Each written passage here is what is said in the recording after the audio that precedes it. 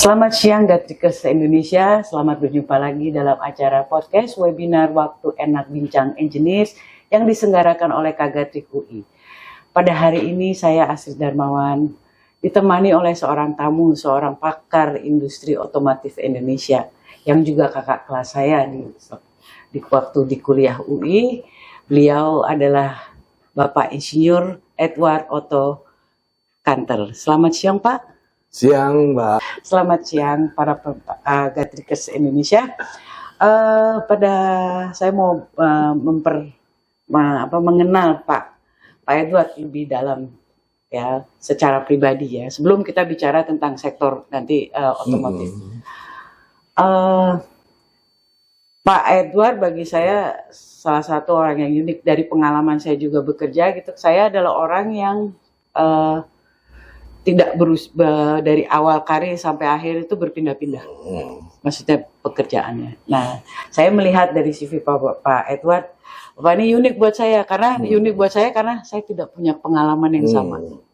Ya, jadi saya mau bertanya ke Bapak gitu ya, apakah itu suatu strategi dalam mencapai suatu karir tertentu, melakukan yaitu loyal bekerja dalam satu perusahaan dari awal sampai akhir, atau memang Bapak dari kecil atau dari memang waktu dari kecil kan nggak banyak perusahaan besar ya zaman dulu ya kan, dari kita udah punya impian nih, saya nggak kalau udah gede saya mau kerja nih ke perusahaan Toyota ini. Sebagai Gatrikers, Pak Edward ini sampai sekarang masih bekerja sebagai Senior Executive Advisor di PT Toyota Motor Manufacturing Indonesia. Silakan Pak Edward, kita share pengalaman. Terima kasih Zrit ya. Jadi terima kasih untuk acara siang hari ini. Kita terima kasih juga mau dikasih waktu tempat ya. Jadi bukan waktu aja nih, tempat juga. Jadi memang Toyota itu kan global company. Ya. Ya, karyawannya seluruh dunia itu lebih dari 300.000. Nah, dan kebetulan memang value Jepang itu adalah long life employment. Itu. Jadi dan sudah terstruktur gitu karena sudah global company, termasuk sampai di yang ada di Indonesia. Kita bagian dari perusahaan itu corporate lah. Otomatis HR sistemnya itu menganut hal yang sama seluruh. Jadi kalau ketemu dimanapun di seluruh dunia, karyawannya dan eksekutif ada kemiripan gitu. Jadi kayak istilahnya sustainability. Ya. Sebelum sustainability itu udah employment pun sudah dibuat. Karena saya pernah memegang HR, menjabat direktur HR. Jadi harus belajar gitu. Bagaimana itu? Dulu waktu dari kecil emang udah bercita-cita saya mau kerja di situ atau gimana, atau enggak kepikiran sih. Di Toyota jadi itu. Waktu saya tamat itu sempat 1 tahun di perusahaan kayak keluarga lah, bantuin saudara yang dia kebetulan buka perusahaan, dan paman saya tuh memang syaratnya harus perusahaan besar lu kalau mau pindah, kalau enggak gue gaji. Kalau perusahaan biasa-biasa aja dia bisa kasih lebih banyak di sini aja kan itu. Jadi memang gimana ya, namanya pas tamat ya udah masuk aja, diminta bantuan memang kan, digaji yang baik juga. Ya. Cuma ya lucu gitu karena paman, ya meskipun saya orang kecil ya waktu itu staff masuk kan, tetapi ya di company itu dididik lah, ya. Diprototin terus sama rekan kerja. Makan siang sama yang punya, bukan CEO ya, sama pemilik, nggak boleh. Saya sampai protes dulu. Kenapa? Takut jadi kurus tadi dimarahin sama ibu saya, kata paman saya tuh. Dan lucu. Nggak betah lah saya. Dikira mata-mata gitu kan itu loh. Jadi ada suka dukanya. Kalau memang bisa mengambil kesempatan, selalu karyawan ada ruang makan, kita pergi ke resto yang bagus sama paman. Nah, kelihatannya enak, pertama, kedua, lama-lama risih. Nah, justru kena dorongan itu diminta perusahaan besar. Jadi akhirnya ada kesempatan perusahaan besar, saya join di sini ya Toyota. Sudah kira-kira hampir 1 tahun nih, 1 tahun Toyota. Baru saya bilang, ini Om, perusahaannya besar. Ya udah kamu pergilah kalau gitu. Nah berangkat dari situ. Jadi saya nggak punya kecenderungan untuk mau bekerja lama atau mau bekerja yang cepat Tadinya, di satu tempat gitu loh. Biasa aja. Yang penting saya menyukai tantangan dalam pekerjaan. Nah, di dalam experience saya, ya hampir 35 tahun waktu itu ya, saya udah menggeser. Itu bukannya bosen, nggak bosen ya, ada kebosanan pasti. Cuma memang nggak tahu ya. Kalau experience saya pribadi, tiap 5 tahun itu saya merasa kebosanan. Nah, mungkin biasa 5 tahun itu ya kayak kuliah dulu kita 5 tahun ya resminya kan. Jadi kita rasa udah matang nih, bisa mau pindah lain gitu. Karena saya menyukai tantangan.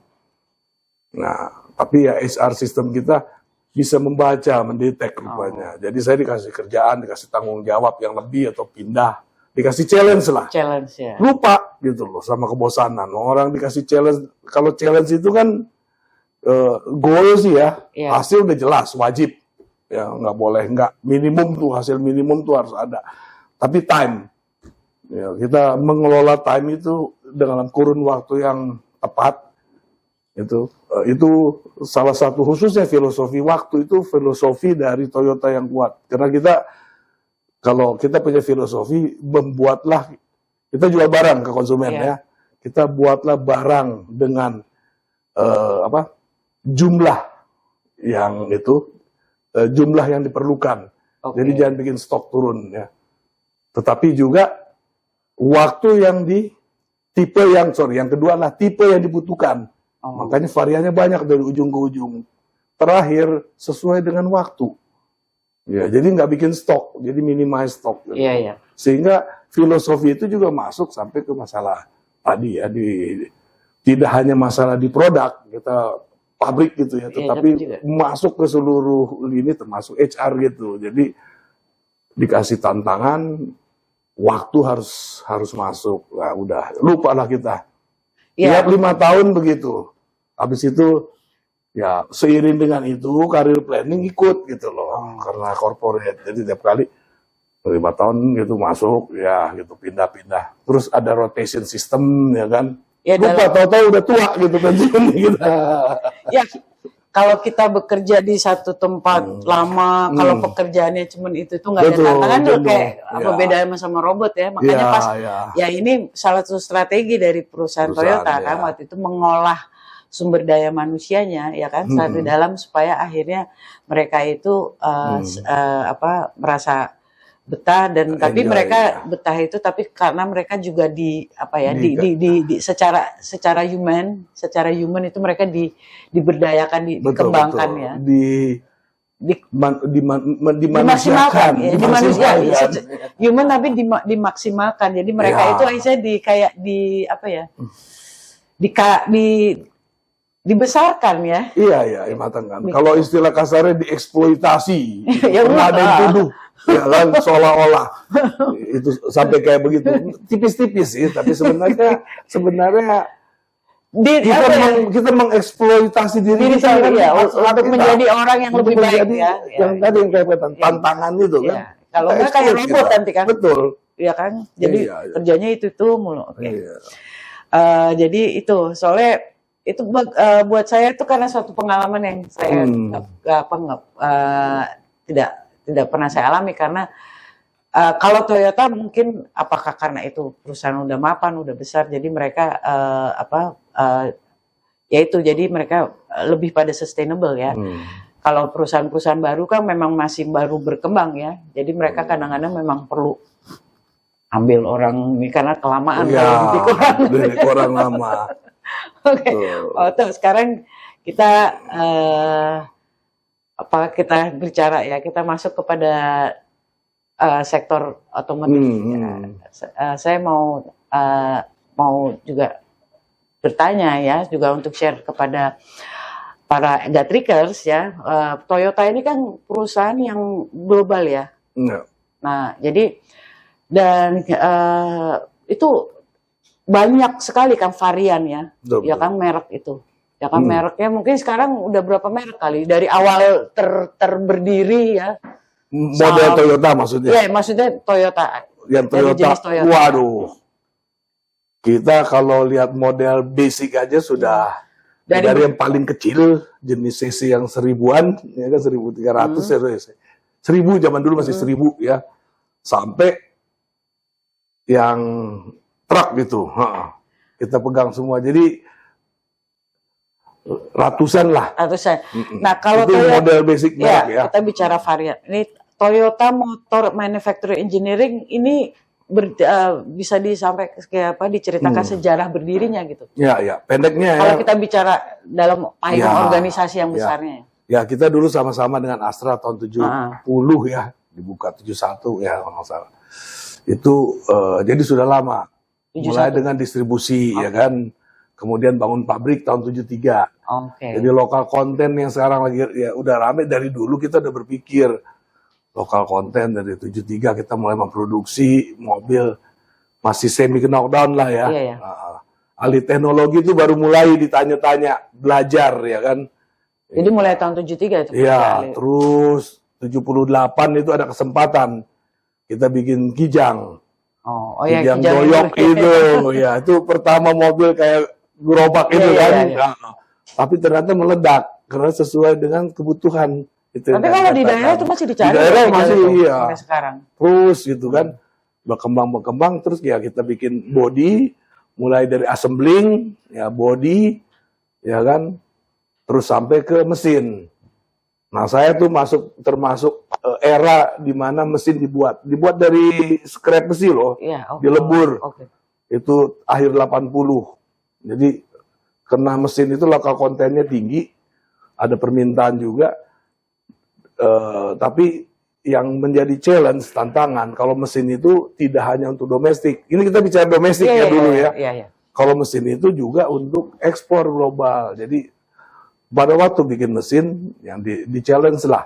Sebelumnya memang sarjana itu jarang direkrut waktu sampai ke body. Begitu masuk ke mesin, ya kan langsung rekrut sarjana. Nah, saya angkatan itu. Jadi pabriknya dulu itu tadi untuk memproduk mesin dulu atau body dulu? Body ngerakit dulu. Ngerakit dulu. Oke, ya, di awal ngerakit ya. Ngerakit, baru ngecat. Baru menyambung welding dulu belum satu kali satu part. Dulu pintu itu 3 potong baru bilas. Terus akhirnya lama-lama udah itu beli mesin press yang mahal banget gitu. Jadi satu pintu cetek jadi satu gitu. 3 detik satu itu pintu popak gitu kan. Baru terakhir sesudah itu baru masuk pabrik mesin.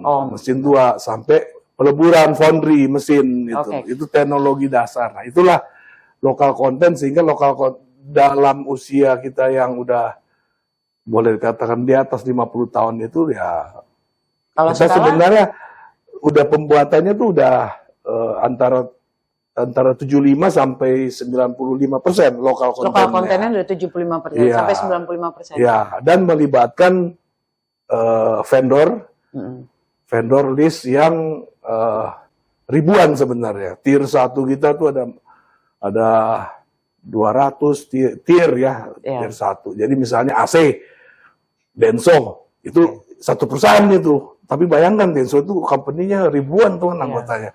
Tapi bikin itu satu vendor, baru turun ke bawah sehingga keterlibatan manusianya itu yang langsung aja tuh langsung bekerja di dalam pabrik itu, di tier gitu tuh yang langsung ya, itu udah 300-400 ribu orang di company kita aja. Ya, ini strategi human resource-nya luar biasa. Iya, sehingga lokal content itu sampai ke pemberian tenaga kerja, ya kan.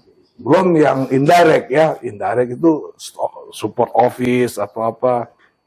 Gitu. Ini kan gini Pak Edward.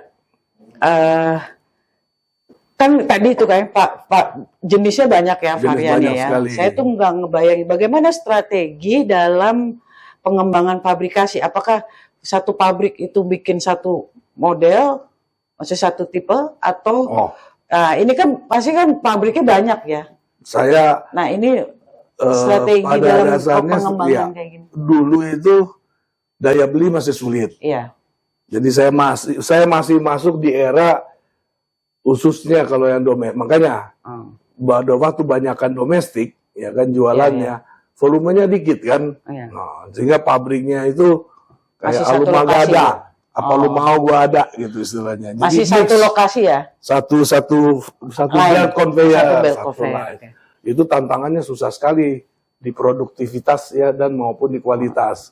Saya masih masuk era situ. Saya waktu setup engine itu saya pernah sampai seluruh buatan mesin tadi yang dari 1300 cc zamannya Starlet Iya. sampai truk Dyna itu satu line. Oh, satu line conveyor belt. Oh, nah, Itu kalau sampai mau ada kalau mau Camry, yang ngeset itu ada berapa? Corona, ada Iya. Corolla gitu.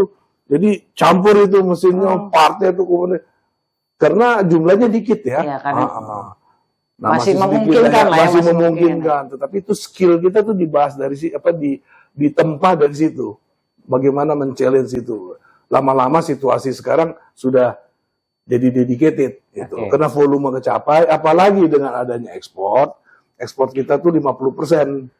Oh, Setengah itu mobil ya kan. Kalau mesin itu bahkan 80-90% untuk tipe mesinnya. oh, jadi manufacturing ini Ya, juga ekspor. untuk ekspor. Iya. Ekspornya Ekspornya sekitar kemana? Ke sekarang Asia ini atau udah semua global? sampai Amerika Selatan, Timur Tengah, mainnya. Jadi kalau Apakah naik ke ada Dubai jadi spesifik tak- part yang diekspor atau Belum.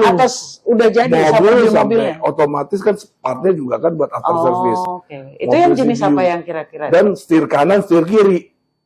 Kan beda. Maksud saya tadi varian Nah, apa yang jenisnya ya, untuk ya diekspor? terutama ya Kijang yang sekarang ya. Oke. Terus Avanza semuanya. Semua model kita diekspor. Oh, oke. Yang sekarang ini semua model itu bukan hanya domestik, tetapi ekspor juga. Ekspor juga. Jadi ada terakhir ini kan Yaris Cross, Oke. ya istilahnya ya. Itu udah ekspor gitu loh. Itu secara apa profitability? Ya, Penjual bagusan intinya penjualan stabil. domestik atau Intinya mobil itu kan bukan barang murah ya. Iya. Iya. Dan replacement itu penggantian ya. Kita nggak jualan mobil bekas loh. iya. Kita bikin mobil baru aja. Oke. Ya, itu banyak orang yang salah kaprah, kirain kita juga nampung mobil bekas. Enggak, Oh. pusing kata jadinya, lain lagi. Ada unit lain lah di luar itu pabrik itu baru. Nah, kita bagaimana mengembangkan mobil itu adalah selain kebutuhan transport, tetapi sampai ke ada yang istilahnya fun to drive jenisnya. Jadi yang orang yang senang, Leisure ada drive. orang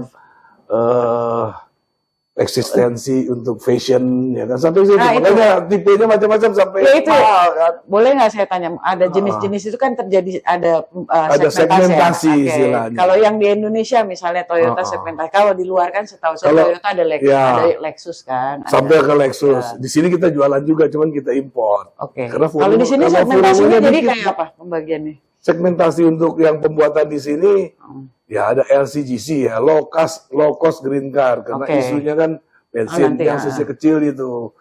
Ya kan Agia mulai 1.300, 1.500 sampai kita bikin 2.500 yang Kijang ya kan. Segmentasi daya beli masyarakat kita tuh sekarang memang ke yang terbesar Keren. sekarang tuh masih low cost green car, jadi economical yang dipikir. Meskipun ada yang segmen menengah tentu beli yang lebih baik, tetapi kita membuat mobil-mobil itu, ya itu tadi berdasarkan kebutuhan customer yang ada, ya kan. Kalau customernya pengen punya duit, ya kan banyak, ya kita bikin gitu. Kalau enggak, ya kita assembling aja. Sebab level dari kita assembling atau kita import, ya perdagangan, tuker-tukeran dari Thailand sama kita ngekspor mobil ke Thailand, kita ngimpor mobil dari Thailand gitu loh. Ada yang tipenya bareng gitu, kayak Fortuner Thailand bikin, kita bikin karena kuat. Oh, jadi ini ada tim kayak tim ini ya, tim research ya untuk mencari ada riset pasti. pasar Makanya ya. yang global. Untuk itu demand-nya ya. Untuk demand-nya kita terutama seleranya tuh selera Asia lah. Ya. Asia sama Amerika Selatan tuh mirip. Ya kan, developed country ya. Ya, low cost itu ya. Irit lah, istilahnya irit dalam bahasa irit. Sama kalau mau jual masih bagus. Masih gitu bagus. kan. Dan secondary marketnya bagus. Iya. Oke. Kalau di luar negeri Spare kan, part-nya nggak mahal. iya. Ya kan? Kalau di luar negeri udah mau itu buang bayar loh. Kalau negara maju Kita mau buang mobil, bayar. Kalau di sini kan masih dikeloin masih laku gitu. Jadi joknya begitu. Tergantung negaranya. Developing, develop, underdevelop. Kita juga ekspor ke Afrika. Ada sekitar 70 country, bayangkan ya. Setengah populasi Amerika Selatan, Afrika. Cuma Eropa yang kita nggak touch. Oke. Eropa punya segmen yang sendiri ya. Tapi modelnya mirip sama kita. Ya mungkin mereka punya selera yang tipe unik jalan ya. beda. Tipe jalan ya. Jadi mereka oke. Tadi kita bicara tentang manufacturing. Nah, sekarang kita nyambung nih ya ke distribusi ke distribusi. Nah, bagaimana itu Toyota itu mendistribusikan apakah kerjasama dengan pihak luar atau memang punya line distribusi sendiri gitu? Terhadap produknya, Oke, itu ya untuk distribusi sendiri itu sampai ke dealer, jadi sebelum ke user lah ya, retail itu kerjasama dengan itu 100% milik lokal. Jadi lokal partner. Jadi di tiap negara ya lokal partner kita pakai. Itu kita nggak punya kepemilikan. Jadi memang kita sampai distribusi besar aja. Aturannya gitu. Satu hal lagi untuk servis purna jualnya juga sama, seperti itu. After service kita juga nggak megang, kita serahkan ke lokal partner semuanya. Nah lokal partner tuh Astra di sini. Gitu. Jadi, kerjasama Toyota masuk ke sini itu langsung kerjasama dengan Astra. Dengan Astra dari awal ya. Sekarang, jadi dari awal kontraknya. Iya. Nggak pernah cerai itu ya. Belum. Oke. Namanya cerai kan bisa cerai mati juga kan, ada cerai. Iya, kayaknya sifatnya itu sustainability ya atau forever ya, abadi gitu ya. Oke. Ya itulah diusahakan lah, diusahakan. Oke. Tadi kita bicara tentang sejarah ya, sejarah dari PT Toyota itu sekarang. Kita masuk sekarang yang berhubungan dengan teknologinya. Ya. Pak Edward, oke. Kan kalau sekarang ini baik secara global maupun regional itu dicanangkanlah suatu teknologi yang berhubungan dengan energi ya, energi yang ramah lingkungan. Atau dikenal net zero emission. Nah, kalau sekarang bagaimana PT Toyota Motor ini manufacturing itu menghadapi apakah itu mengadopsi atau menghadapi tantangan terhadap perubahan ini ya, perubahan gaya hidup ya, sebenarnya sekarang mulai lifestyle ya, dan juga tuntutan juga sama regulasi. Jadi kan global company, ya kan, cerita itu kan sebenarnya justru datang dari negara maju kan, jadi kita udah harus ngikutin karena regulasi itu dari negara ya kan, atau dari European Union lah gitu kan, atau dari Amerika. Sehingga kita model-model kita menganut, kita udah mengenal istilah ini udah puluhan tahun. Udah rame dari sustainability itu dari tahun 2000 saya ingat.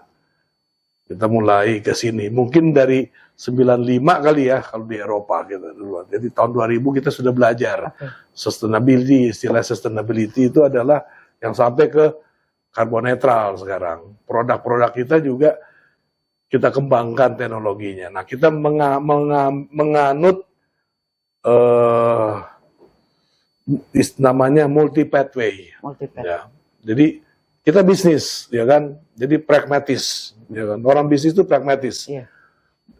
Sesuai aturan, harus compliance. Tapi di mana bisa, istilah kalau pragmatis itu nggak ada kawan, nggak ada lawan. Kalau perlu kerjasama, toh.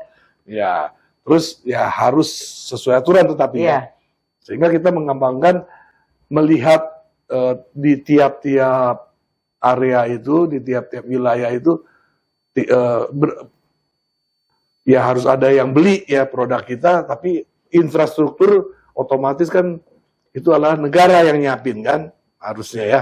Jadi kayak bensin, pompa bensin bukan kita lah, masa kita jadi jualan pompa bensin gitu kan enggak. Ini yang saya juga agak bingung ya, karena kan Toyota sendiri sebenarnya kan perusahaan yang bersifat global ya. Padahal kan di setiap negara kemungkinan kan regulasinya beda. Nah, ini bagaimana mengadopsinya ya, mengatasi perbedaan-perbedaan ini. Makanya kan kita produk dari biasa lama yang menjadi high tech. Jadi kita menganut multi pathway, istilah multi pathway. Multi pathway itu berarti kita menyediakan produk sesuai yang diinginkan.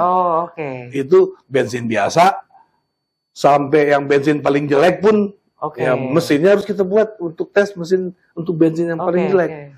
Terus naik sampai hybrid ya. Jadi ada penurunan emission ya kan. Baru PHEV, plug-in hybrid itu baterai bisa sampai yang sekarang sih 70 kilo. Kita buat produknya. Jadi baterai dan baterai dan mesin. Terus yang saat ini rame ya baterai electric vehicle. Kita sudah ada 3-4 model ya untuk baterai. Tapi kita mulai akan merubah ya kan. Sampai ke terakhir kita namakan FEC, flexi. Fuel cell. Fuel cell ya, FCEV ya, fuel cell electric vehicle. Itu pakai hidrogen. Itu ada semua produknya kita. Bahkan sudah dipasarkan. Memang kalau hidrogen itu baru satu model atau 2 model. Kenapa demikian? Multi pathway kita mengembangkan tadi yang long life company, long life juga dengan partner, loyalty itu juga dengan vendor. Karena 70% bisnis kita itu ada di vendor. Komponen. Jadi kalau langsung ganti, bayangin tuh ya. Vendornya tutup bisa ngikutin gitu. Jadi kasih waktu. Ingat untuk baterai itu kan 2000 komponen hilang menjadi mobil tuh 2000-3000 komponen utama tinggal 300. Ya kan radiator hilang. Ya belum mesin itu kan ada 200 komponen itu hilang semua. Diganti jadi motor listrik kan yang komponennya dikit compact. Perubahan ke situ itu ada karyawan kan, ada company, ada teknologi, ada karyawan. Teknologi juga beda kan sama sekali. Nah, itu harus dipikirkan. Itu. Nah, sehingga kita menganut multi pathway, kita buat itu seiring dengan kita spend untuk investment untuk tuntutan yang seperti itu. Makanya kan dulu kan hybrid keluar, plug-in hybrid. Mau lebih irit lagi, plug-in hybrid. Sekarang ada baterai ya, kita mulai bikin ya baterai gitu loh. Itu sampai tahun 2030 kita harapkan modelnya semua model kita ada. Jadi kita masih tetap jual dari yang bensin biasa sampai yang negara dari Afrika sampai ke Eropa yang paling maju ya kan, sampai Norwegia itu kan 80% baterai. Ya kita ada mobil listrik jadinya di sana. Meskipun Tesla lebih banyak ya. Kayak ya dengan teknologi seperti ini ya, teknologi yang nanti rendah emisi itu apa sih tantangan Anda? Pasti kan ini ya namanya kalau kita melakukan suatu perubahan itu pasti banyak ya ada tantangannya. Itu apa tantangan yang dihadapi oleh PT Toyota? Tantangan terhadap regulasi misalnya apa ya? Itu misalnya pemerintah bilang oke, kita menuju total ya kan net itu apa net zero emission 2050 apa maksudnya. Nah, tapi kan waktu mau melakukan perubahan ini kan baik di lapangan sering terjadi tantangan. Tantangan ini kan bisa termasuk juga karena regulasinya juga belum secara struktur memadai juga dan juga konsumennya terutama kan. Nah, ini kita bicara dulu yang konsumen ya. Apa sih yang terjadi tantangan yang ada di pihak konsumen gitu, karena kan konsumen juga belum teredukasi ya dengan baik gitu ya. Jadi kayak saya aja waktu mau beli aja juga masih agak bingung ini mau beli mobil listrik ini nanti masalah baterainya, chargingnya apa bisa di setiap tempat apa gimana gitu kan. Jadi itu loh masalah infra itu ya. Iya. Yang jelas kan kayak dulu ya solar jarang, akhirnya solar sekarang udah banyak. Tapi solar subsidinya banyak karena sebenarnya kan buat angkutan sama buat perahu kan nelayan ya toh. Nah, makanya orang kan pemerintah kan mau mencabut subsidi juga susah. Ya kan. Persoalan infra itu tadi ya. Jadi infranya tuh belum matang gitu kan, baru coba dikembangin. Memang sudah mulai. Karena itu kan pemerintah juga komitmen, makanya panjang kan. Nah itu kita bekerja sama dengan government, dengan akademisi karena menganut teknologi, dengan grup-grup lingkungan, ya kan, karena menyangkut emission itu kan ada dua, emisi sendiri mengenai efek ya apa kaca ya, rumah kaca, tapi 2% ada 98% sebenarnya global warming. Kalau dari otomotif itu, nah 2% itu mengenai kesehatan. Yang sekarang ini lagi rame nih di Jakarta nih, ya kan, meskipun katanya pembangkit sebenarnya. Yang paling jelek ini di daerah sono gitu. Mobil udah libur kok tetap jelek gitu udaranya. Karena kalau mobil hanya 2% untuk kesehatan pengaruhnya. Tetap kita ada. Tapi 98%. Kenapa? Pengaruh banget sih kalau libur sekolah biru gitu. Iya, warnanya agak berubah ya. Tapi kalau udaranya kan beda ya. Udara untuk kesehatan yang tadi daya imun kita kan turun ya. Nah, jadi kita siapkan semua seiring dengan government harus ya, pemerintah harus menyediakan infranya kayak tadi kan charger mobil listrik. Kalau sekarang kan udah berita udah di mana-mana. Di Amerika aja masih suka berantem. Saya kemarin pas pakai mobil listrik ya, Toyota ya, masuk saya bilang driver, kilometer 100, jeleknya juga tuh kalau di bawah 20% bahaya tuh, jadi mesti cap. Ini kok pas-pasan masuk ke hotel di sini ada makan malam, gitu pikir ada satu, ya kan, ada charger nih saya bilang nih di hotel kebetulan bintang 5 jadi ada charger gratis, gitu kan, itu mau masuk, aduh. Lagi ngecas orang, ya kan. Jadi habit, ya kan. Ya udah, tapi karena saya pikir sama sopir, masih bisa parkir aja lah di luar, nggak usah ngecas. Sampai saya makan malam 3 jam kemudian keluar, pas rupanya punya mobil itu, jadi dia sekalian makan malam sekalian ngecas. Iya. Bukan full needed ya, memang udah mepet ya. Saya nggak tahu nih mobilnya, tapi setiap kali ada kesempatan. Behaviornya ya customer ya beda dengan kalau bensin ya, mobil bensin itu kan kita ngelihat aja sampai setengah boleh, seperempat udah deket ya kan ya, karena di mana aja bisa tenang ya kan.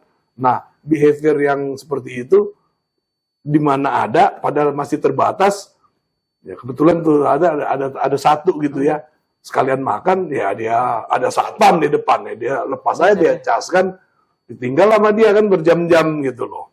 Iya, jadi sekarang tuh banyak orang kalau yang bisa mobil listrik, yang saya mau butuh. Iya, jadi dia ke tempat-tempat yang menyediakan di situ chargernya ya. Apalagi sekarang udah mulai kebijakan yang merek yang nyiapin. Saya nggak menyebut satu merek, itu sekarang udah mulai dilarang untuk merek lain. Ada beritanya udah belum jadi commonize. Padahal dia namanya harusnya government itu turun tangan, standarisasi ya. Jadi mau mobil apapun harusnya bisa ngecas. Begitu sekarang mulai ramai mobil listrik. Sebab yang invest itu kan company, dispensernya ya. Nah, karena masih milik dari dispenser, masih milik dari company ya, punya hak lah dia bilang, hanya merek gua aja. Nah itu belum diatur dengan baik gitu. Itu yang saya bilang belum masalah jumlah ya, tapi mulai sekarang aja karena di titik-titik tertentu bisa kejadian seperti itu. Di luar negeri kan kita bisa lihat ada yang butuh, ada yang lagi masih ngecas asik, sampai berantem kan, gitu loh ngecas. Itu tuh karena itu sistem baterai mobil listrik itu apa emang harus charge-nya harus model yang harus di-charge seperti itu? Iya. Atau kayak kita bilang kayak gini, baterai mobil itu Anda tahu.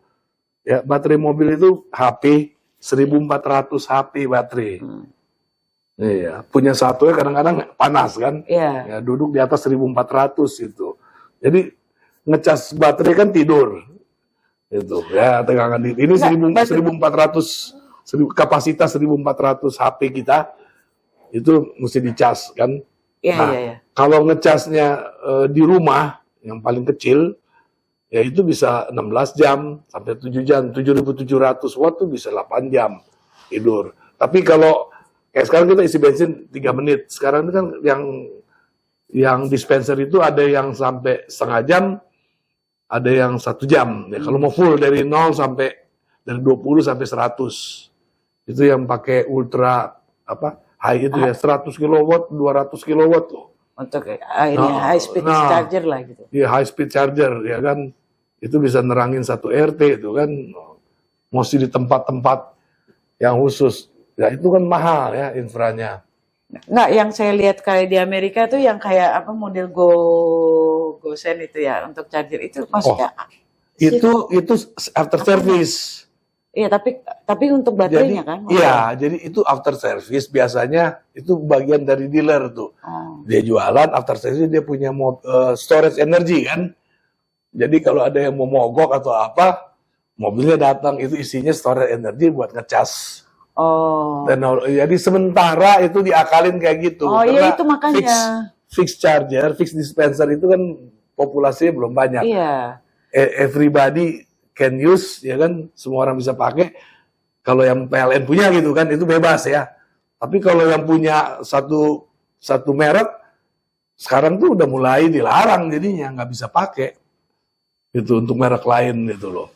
Kalaupun seandainya teknologi sekarang kan bisa mengenali, seandainya pun regulasi bilang wajib boleh pakai semua.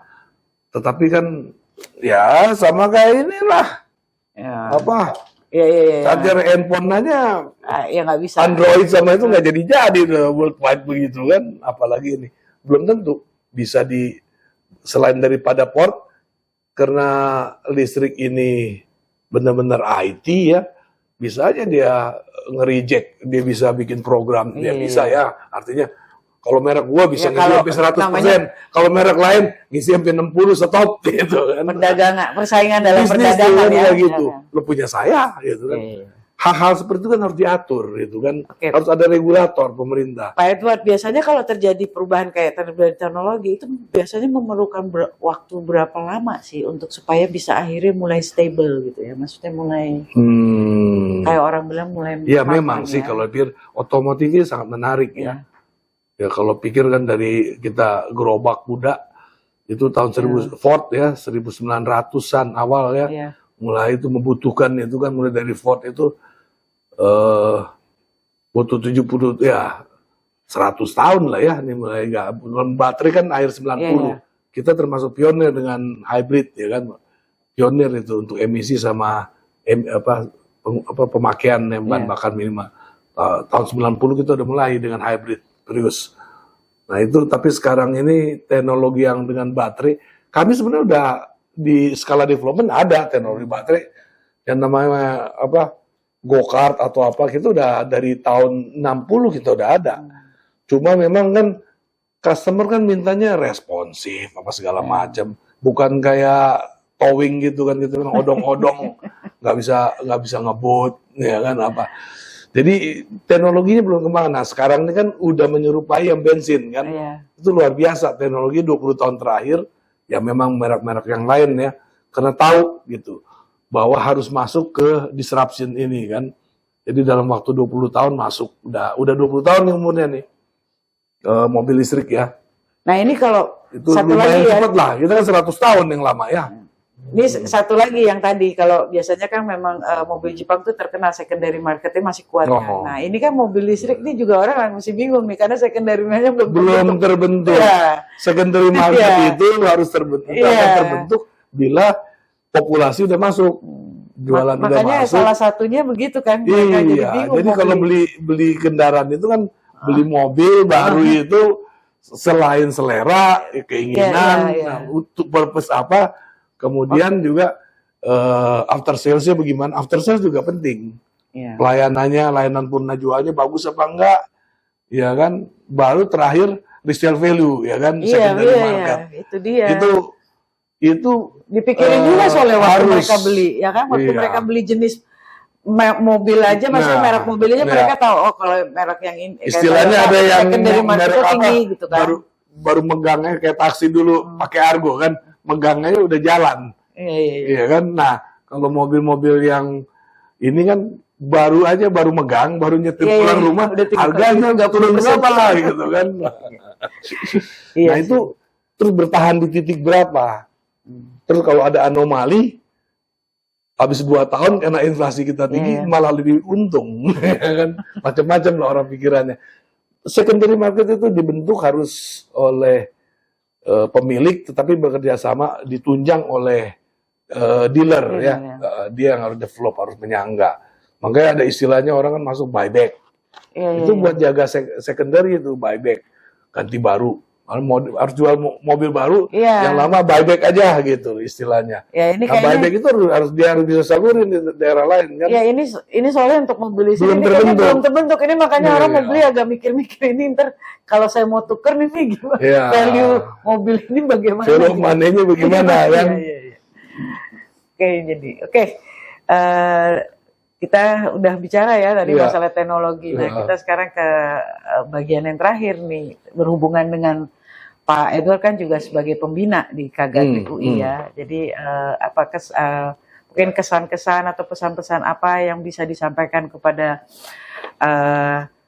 Kagatrik UI di mana mungkin bisa mengembangkan kontribusinya ya baik di masyarakat dalam ilmu pengetahuan gitu. Menurut apa? Waduh. Silakan Pak Edward. Iya, kita cuma S1 nih ya, mau asli sendiri S2 ya. Bukan, S3 Pak Edward kan ya. justru lebih punya Tetapi pengalaman kita memang ya. kita Dan- praktisi. Dan ini kita bicara Bagaimana teknologi kan, nyambung, jadi ya. mungkin dan kan kebenaran Kagatrik ini kan udah punya business licensing ya, mungkin bisa ditingkatkan lagi mungkin Ya. dengan teknologi Kan misalnya. tadi kan kita istilahnya saya pernah Ngumpul-ngumpul. megang HR jadi tahu persis ada upskill, ada reskill. Ya, sebenarnya kami sendiri dengan Kagatrik udah lama bekerja sama, Iya. udah lama. Tapi lebih banyak waktu itu upskill, ya kan? Upskill itu dalam pengertian level yang udah ada kita tingkatin, Oke. gitu loh. Termasuk beberapa lah, sampai termasuk mungkin mengirim juga teknisi-teknisi kita. Oke. Pabrik itu mesinnya ribuan ya, mesin buat bikin mobil ya, Ya, itu ribuan. Dan kita juga ada langganan power distribusi itu lumayan lah kita. Dan kita memerlukan level up daripada itu upskill. Nah, sekarang ini pesan saya sih ya, teman-teman dari Kagatrik harus membuka wawasan juga nih. Ya, teknologinya nih nggak sebenarnya Gatrik aja. Iya. Gatrik sekarang lagi populer, tetapi banyak didukung on off-nya itu dari teman-teman sebelah nih. Ya kan, dari elektronik nih. Iya, begitu on baru kita bicara kapasitas gitu ya kan. Itu paling penting buat customer kan kalau mobil.